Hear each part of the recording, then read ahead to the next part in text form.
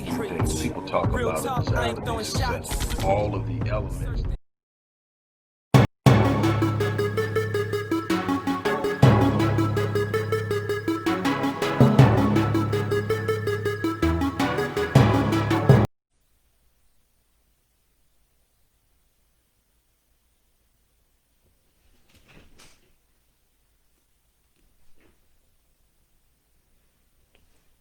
Hello, everybody. Dr. Rick Wallace dropping in on you. I hope that you guys are having an unbelievable week.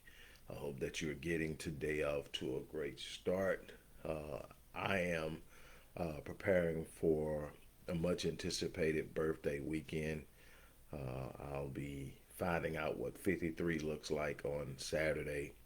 I'm looking forward to spending that time with my wife. We're going to try to sneak off a little bit, just spend some time together. When you got as many kids as we have and grandkids and everybody uses your home as ground zero, you don't get a lot of time to yourself. So we're going to sneak off and spend some time. So I'm excited about that. Before I get into today's topic, which was an impromptu uh, compulsion based off of a conversation I had with a client that reminded me of a conversation I had 8 years ago, and I decided to kind of touch on it because I think it's something worth examining at the very least. But before I do, I want to remind you that book number 21, I Am. The Power of Self-Declaration, which examines the two most powerful words in the English lexicon, I am, because what follows those two words will set the course of your life. When you speak I am, the words that follow will set the course of your life. This is book number 21. It's also the second book in a 6-book series on personal development. The first book is Critical Mass. And if you haven't gotten Critical Mass, get that as well. But you should also get book number 21, but also the second book in the personal development series. Now, I'm going to tell you that I am going to speak from a reference of Christianity and using biblical references. For those of you who can't get past that for whatever reason, this is probably not going to be the video for you to sink into. However, regardless of your faith, you can learn something from what I'm about to share with you because it transcends any particular religion. But I'm going to use the references because the vast majority of the people that I'm going to be addressing are professed Christians. So I want to take it from that perspective. Um, Talked to a client this morning without giving too much information, and they had a situation in which they were trying to invest themselves in creating some change. And they were not getting the results they wanted because they were trying to invest in helping someone else change their situation, and they were frustrated. And it reminded me of a conversation I got from one of my clients who happened to be a pastor of a pretty large church back in 2012. May of 2012, I got a phone call, and it was an unbelievable encounter because of the depth and the force of the implications of this phone call. The person in question simply said, "Bruh, if you can't give me the answer to the question that I'm about to pose to you, I'm walking away from it all. I can't take it anymore." Again, this is a prominent pastor. Obviously, not going to mention his name, but he said, and I said, "Okay, I'll do the best I can. What's going on?" And the question was, how is it that my people, specifically speaking of black Christians, uh, hey, good morning, Kim. Good morning, A.D. Morton. How is it that my people, in this instance, specifically black Christians, are the most prayed up, the most churched, the most spiritual minded people on the planet, and yet we consistently find ourselves in last place? And what I'm going to share with you right now is in principle the same conversation I had with him and the same conversation I had with my client this morning. And it is important that we get this because your faith is what drives your belief system, and your belief system is what drives your behavior, and your behavior is what sets your habits, and your habits are what determine the course of your life. So you have to have a clear understanding of how your faith operates so that your faith doesn't disappoint you. When I talk about faith, I'm not just talking about what you believe, I'm talking about the entire system that encapsulates it. So there's this idea, my client brought it up to me. There's this idea that is heavily prevalent, especially within the black church, and that is Jesus will fix it. And whenever there's a problem that requires work, the response predominantly is Jesus will fix it. And it's consistent in that we consistently turn to Jesus to fix our current situations without understanding the dynamic and the role of Jesus in our relationship with God as a whole. And so we tend to have expectations of Jesus that do not fit the role of Jesus, and it leaves us with a lack of accountability for what we should be doing. So I'm going to demonstrate this as lucidly and succinctly as I possibly can so that it doesn't become overly convoluted. I'm going to try my best to stay away from technical terms within theology, and I'm going to try to just simply present it to you. Okay, a long time ago, biblically speaking, a long time ago, a specific person, Adam, violated a covenant with God. You're going to find out through the Bible that God operates always through covenant with his people. One of the greatest points of wrath that you can get from God is the failure to honor covenant.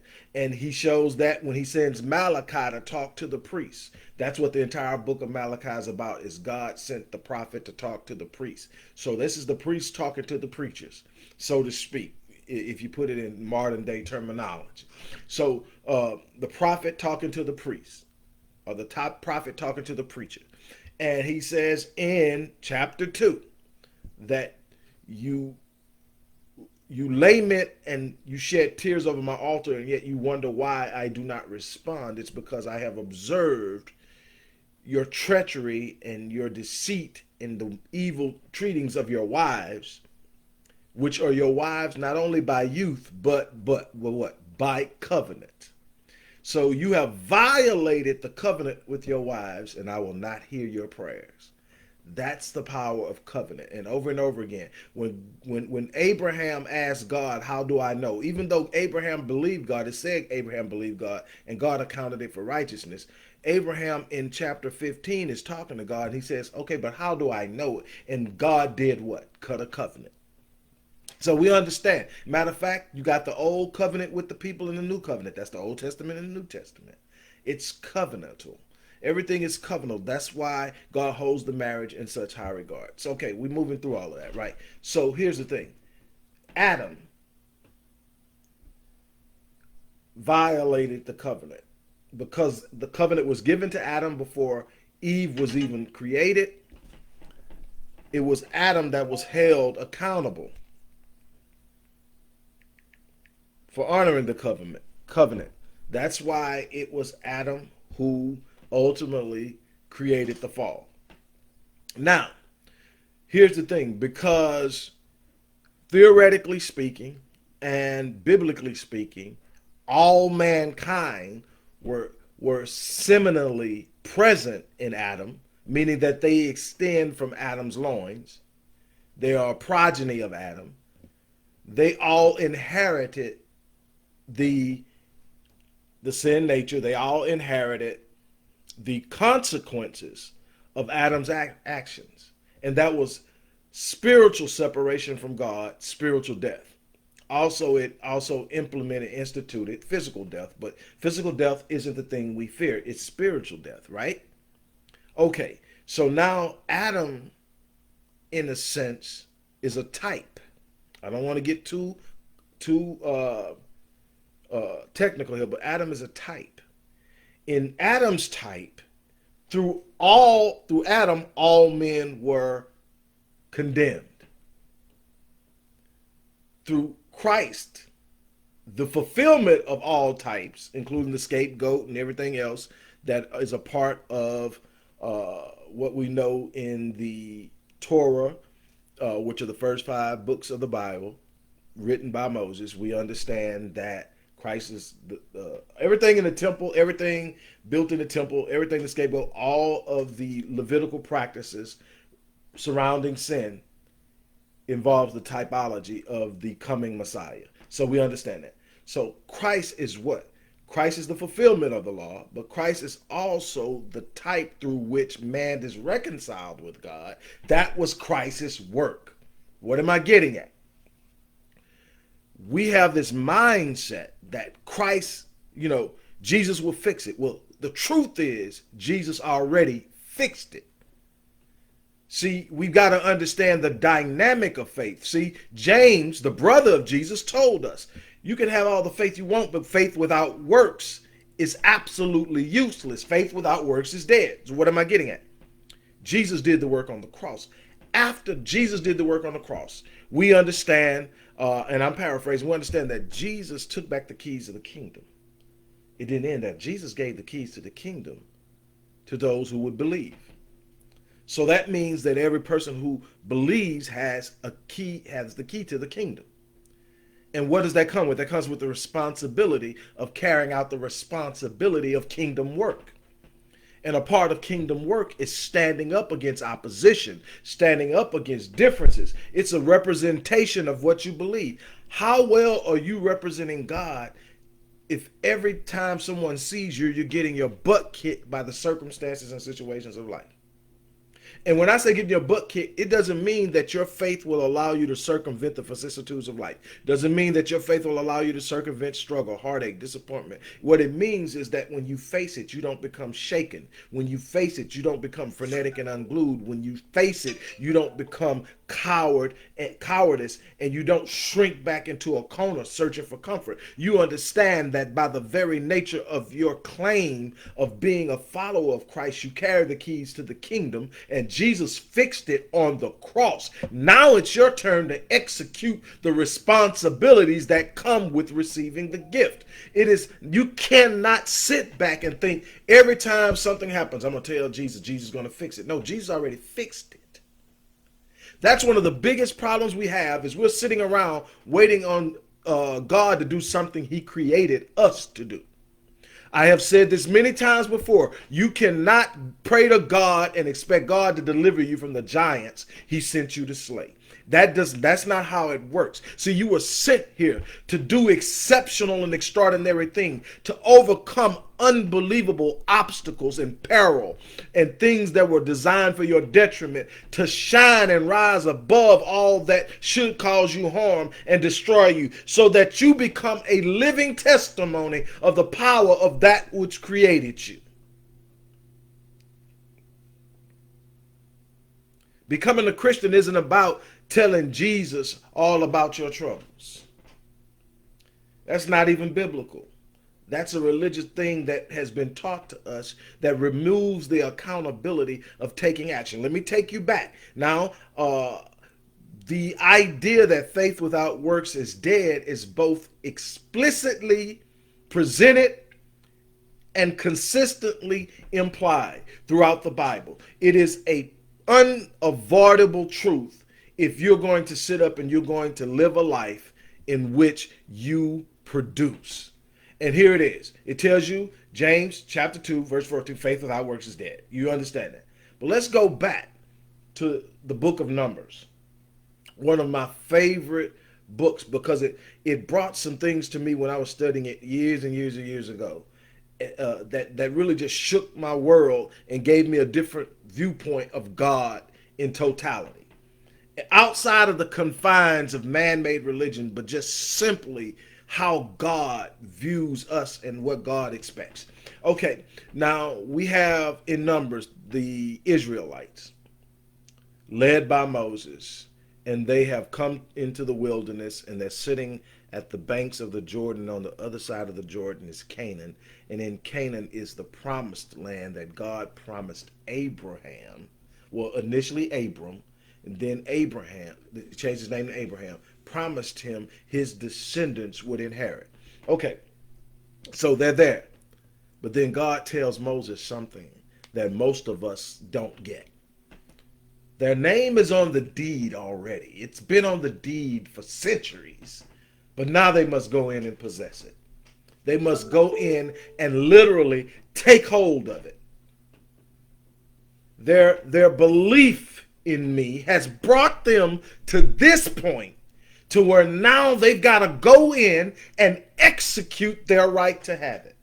That means they got to go in and evict those people who are on the land that I gave them and put their name on the deed. So Moses says, okay, the first thing we need to do is scout. So we're going to send 12 spies. Now, the 12 spies go over, two of which are Joshua and Caleb. The other 10 don't matter because they didn't get it right. So they come back. All 12 acknowledge it's everything God said it was. It's unbelievable. Flowing with milk and honey, the whole nine, all the stuff you ever read about it is that. Okay. That's what's going on. They also acknowledge, all 12, that it's filled with giants. All 12 say that. Now, this is where the opinions start to differ, though. 10 say, we can't possess it. We're like grasshoppers in the sight of these giants. There's no way we can go in. Joshua and Caleb said, if God said it, that's all I need to know. We can go in, we can take it. It's ours. The people decided to listen to the 10. This is where it gets interesting. This is where you have to really, truly pay attention, because the doctrine of applied faith is presented here just as much as it is in James chapter 2. Now, guess what happens? After they sit up and say, we can't do it, God goes to Moses and say, hey, check this out. Let them know that I have heard, he said, I have heard the complaints and the grumblings of Israel toward me. So then I had to go back. When I heard that, wait a minute, I didn't see them complaining against God. So I went back and I had to read. I couldn't find where they were personally naming God as a problem and they were complaining against God. So I said, okay, what's going on?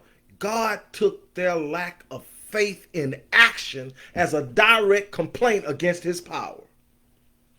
God said, I've given you the power. I have done this, and this for you. By now you should know what I'm capable of. And I'm telling you now to go in and take the next step. And you're saying you can't. When you say you can't, you're saying I can't. That's a direct complaint against me.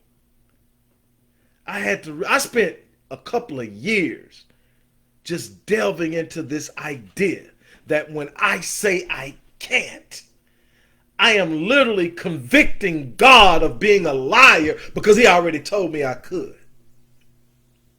And how is God taking that conviction? Well, let me show you how God took it. God says, you go tell them this. As they have spoken in my hearing, so shall I do to them. It doesn't matter whether they speak good. It doesn't matter whether they speak evil. What they speak in my hearing, or other words, what they expect is what I'll give them.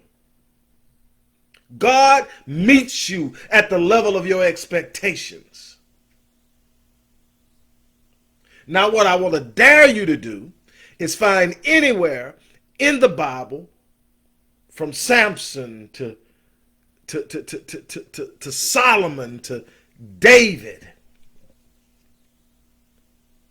to Jesus. I want you to find somewhere. Joshua. Find somebody in the Bible that achieved what they achieved without taking action. Find somewhere in the Bible where all they did was sit back and let Jesus fix it. Jesus fixed it for the Christian on Calvary when he mended the separation of God and man, where he opened up the full power and capacity of God and connected man so there would be an indwelling of the omnipotent power of God in every believer. So how does it feel to have unlimited power, omnipotence, residing and coursing through your veins, and you're whining and complaining and waiting on Jesus to fix what you were put here to do?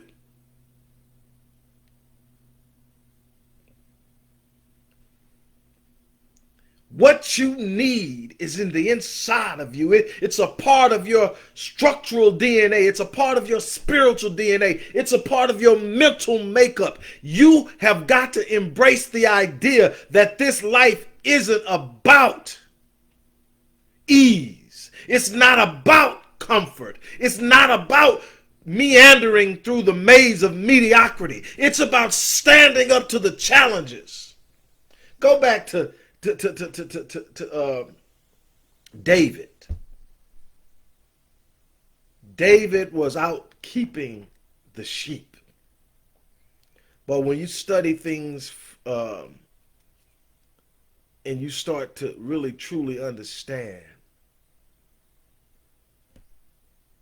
how important it is to be able to break down things in the original language.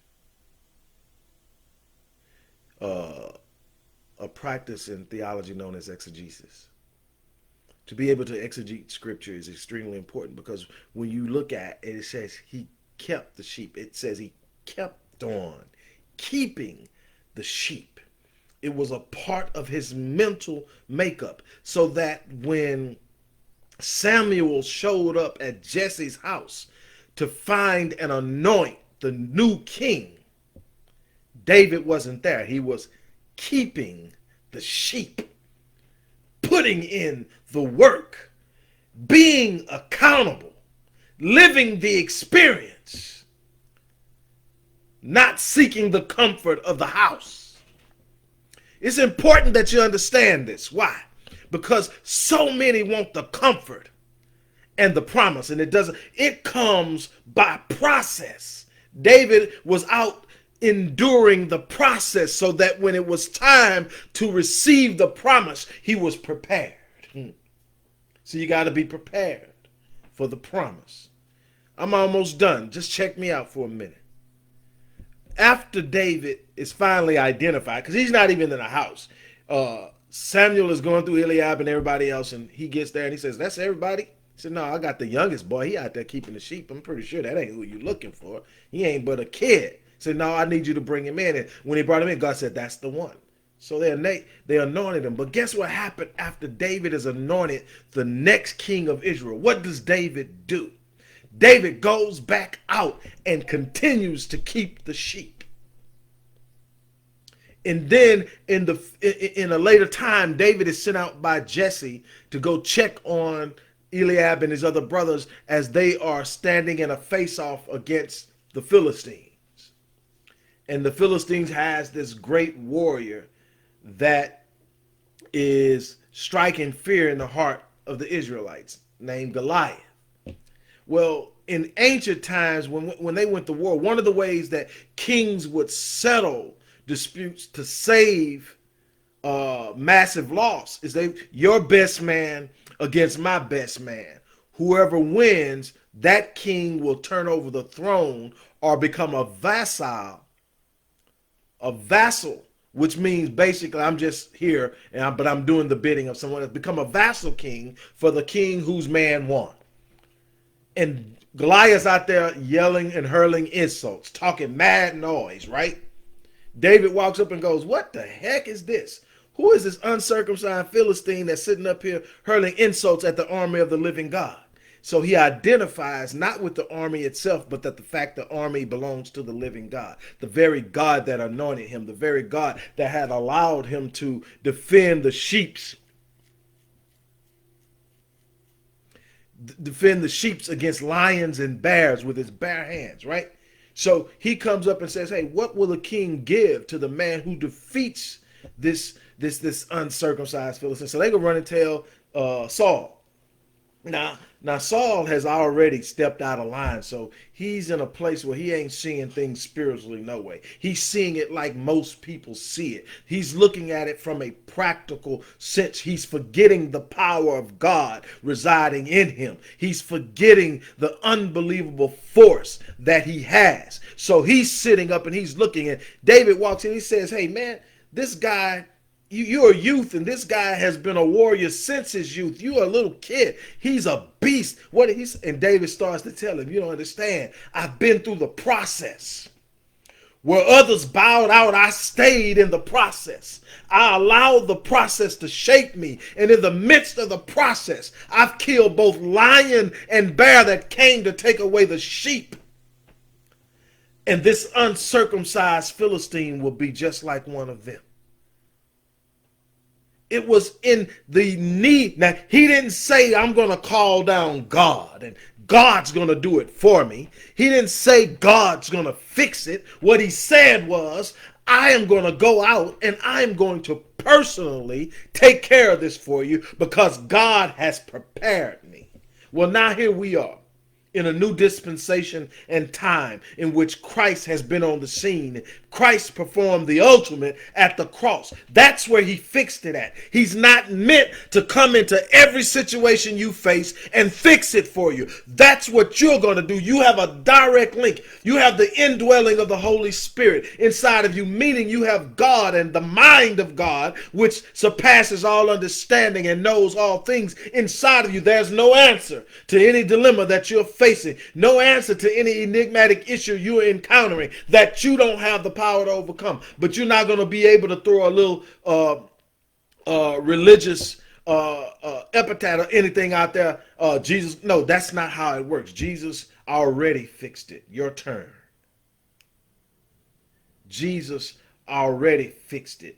It's your turn. Do you get what I'm saying? You're not going to be able to pass the buck to Jesus and expect things to happen.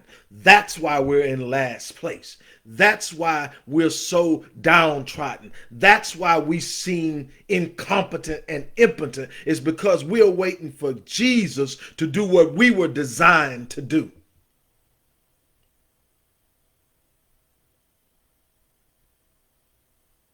You can't claim faith and not live it. James told you that. Your faith will be revealed by the actions you take. Your faith will be revealed by how you engage the challenges and the vicissitudes of life that are inevitably coming into your paradise. You're not going to overcome by simply saying Jesus will fix it. Jesus fixed it and ascended, leaving us to finish it. It's going to take some courage to cross the Jordan. It's going to take some courage to take on those giants. It's going to take some courage to break free of the trauma that you've endured, that's been passed down from generation to generation. It's going to take some consistency and persistence to push through all of the difficulty and the frustration and the hurt and the pain. I don't tell people what faith to claim. I let the life that I live speak for me. And I challenge people to develop a one-on-one relationship with the Creator. That's something religion can't buy you. One-on-one relationship to a level that you trust God. See, a lot of us have religiously learned what to say. A lot of us have learned religiously how to behave. But what I found out is that the vast majority of us simply learn religiously how to pretend. Because see, being a true follower of God isn't pretty. Being a true follower of God isn't easy. But everybody's expecting ease. And nobody's willing to endure the process. Everybody wants the promise, but nobody wants to endure the process. There can never be a promise without there first being a process. Process always precedes promise. I hope that you got something out of it. I hope that you were able to reach inside and pull something out of what I shared with you. We lose sight of the dynamic of this spiritual reality in which we live. We consistently misunderstand the role of the Christ in the grand scheme of our existence. And we take the cheap and way out by dumping it back on the back of the Christ instead of bearing our part of the burden. I'm challenging you right now to raise your standard of expectation and raise your commitment to fully engage everything that there is to be done that you were designed specifically to do. On that note, I'm going to check out of here. You guys have an unbelievable day. As I always say, I'm going to live my life on full, and I challenge you to do the same. When you do that, you can be sure that you will leave this world having died on E, leaving nothing undone. On that note, I'm out. You guys have a great day. Hello, everybody. Dr. Rick Wallace here, dropping in with a little special announcement. For those who have followed me for any stretch of time, you know, outside of the businesses that I run, like Myriad Business Solutions, the Visionetics Institute, Odyssey Media Group, I also do a great deal of work inside of the inner city communities in Houston, Dallas, and other areas. I'm asking now, as we push a fundraiser, that you support what the Odyssey Project is doing in the inner cities, especially with programs like Black Men Lead, which is a rite of passage initiative, and Restoring Ghetto's Forgotten Daughters, which is a program focused on helping young girls, but boys as well, suffering from childhood sexual abuse, rape, molestation, domestic abuse, absentee fatherhood, and so many other things. The information will be in the box. Thank you.